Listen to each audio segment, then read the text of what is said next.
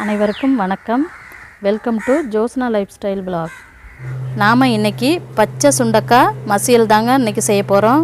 ரொம்பவே டேஸ்டியான ஹெல்த்தியான மசியலுங்க. இந்த மசியல் வந்து இட்லி, தோசை, சாதம், ஒயிட் ரைஸு இது எல்லாத்துக்கூடவும் சாப்பிட்லாம். ரொம்பவே டேஸ்டியாக இருக்கும். 1 கப் பச்சை சுண்டக்காய், 150 கிராம் துவரம்பருப்பு எடுத்திருக்கேன், 1 டேபிள் ஸ்பூன் குழம்பு மிளகாய் தூள், 1/2 ஸ்பூன் மஞ்சள் தூள் எடுத்துருக்கிறேன். சும்மா ஒரு நெல்லிக்காய் சைஸு புளி எடுத்துருக்குறேங்க.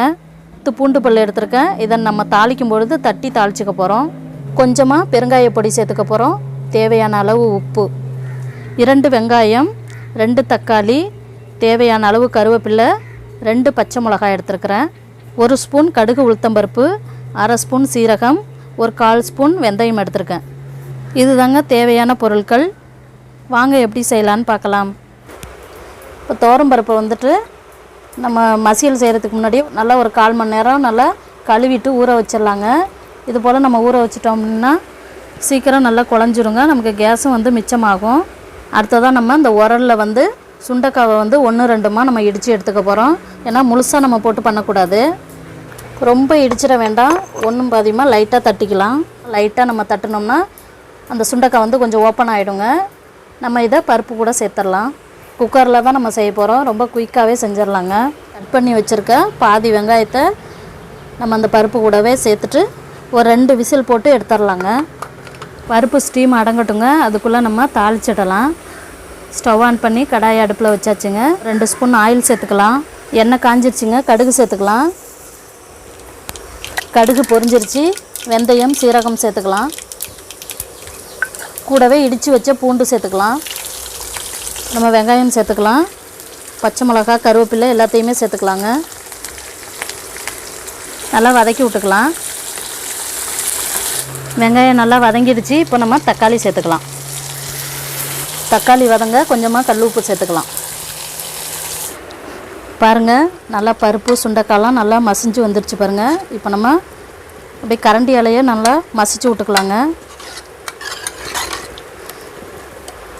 பாருங்கள், தனித்தனியாக நம்ம சுண்டைக்காவை தனியாக செஞ்சு கொடுத்தோம்னா குழந்தைங்க சாப்பிட மாட்டாங்க. இது போல் நம்ம பருப்பில் வேக வச்சிட்டோம்னா எல்லாமே நல்லா கலந்து பாருங்கள் நல்லா வெந்து வந்துடுச்சு பாருங்கள். பருப்பும் சுண்டைக்காவுமா நல்லா மசிஞ்சிட்டு பாருங்கள். மிளகாய்த்தூள், மஞ்சள் தூள் சேர்த்துக்கலாம். நீங்கள் சாம்பார் பொடி கூட நீங்கள் சேர்த்துக்கலாம். நல்லா கலந்து விட்டுடலாம். கூடவே கொஞ்சமாக பெருங்காய பொடி சேர்த்துக்கலாம். நல்லா கலந்து விட்டுக்கலாங்க. இப்போ நம்ம மசிச்சு வச்ச துவரம்பருப்பு சுண்டைக்காய் கலவையை இது கூட சேர்த்துக்கலாங்க.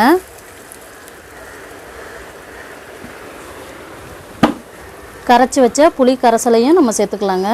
புளி வந்து கம்மியாகவே நீங்கள் கரைச்சிக்கோங்க. லைட்டாக புளி வந்து கம்மியாக இருந்தாலே போதும். ஓவராக போட்டால் ரொம்ப புளிப்பாயிடும். இப்போது தேவையான அளவு கொஞ்சமாக நம்ம தண்ணி சேர்த்துக்கலாம். நல்லா இது போல் நல்லா கெட்டியாக தாங்க இருக்கணும். தண்ணியாக இருந்தால் டேஸ்ட்டு நல்லா இருக்காது. பச்சை சுண்டைக்காயில் வந்து அதிக அளவு மருத்துவ குணங்கள் வந்து நிறைஞ்சு இருக்குதுங்க. வயிற்றில் இருக்கிற பூச்சி இது போல் பிரச்சனைகளுக்கெலாம் ரொம்ப நல்லதுங்க. அதுவும் ஒரு லைட்டாக துவர்ப்பு சுவையாக கசப்பு சுவையோடு இருக்கிறதுனால உடம்புக்கு ரொம்பவே நல்லதுங்க. நம்ம சேனலில் சுண்டைக்காய் வத்தல் குழம்பு ஆல்ரெடி நம்ம சேனலில் வீடியோ இருக்குதுங்க. இங்கே டிஸ்கிரிப்ஷனில் கொடுக்குறேன். தேவைப்படுறவங்க விசிட் பண்ணி பாருங்கள். உப்பு சேர்த்துக்கலாங்க. புளியோட பச்சை வாசனை போகட்டுங்க, அப்புறம் பார்க்கலாம். பாருங்கள், ரொம்பவே நல்ல டேஸ்டியான சுண்டைக்காய் மசியல் வந்து ரெடி ஆகிடுச்சுங்க. இப்போ நம்ம ஸ்டவ் ஆஃப் பண்ணிவிட்டு லாஸ்ட்டாக கொஞ்சமாக மல்லித்தழை தூவிடலாங்க. நல்ல ஒரு ஆரோக்கியமான சுவையான பச்சை சுண்டைக்காய் மசியல் வந்து ரெடியாக இருக்குது பாருங்கள். நீங்களும் உங்கள் வீட்டில் ட்ரை பண்ணி பாருங்கள். எப்படி இருக்குன்னு உங்கள் கருத்துக்களை கமெண்ட் பண்ணுங்கள், லைக் பண்ணுங்கள், ஷேர் பண்ணுங்கள். இதுவரை சேனலை சப்ஸ்கிரைப் பண்ணாதவங்க மறக்காமல் சப்ஸ்கிரைப் பண்ணிவிடுங்க. நன்றி, வணக்கம்.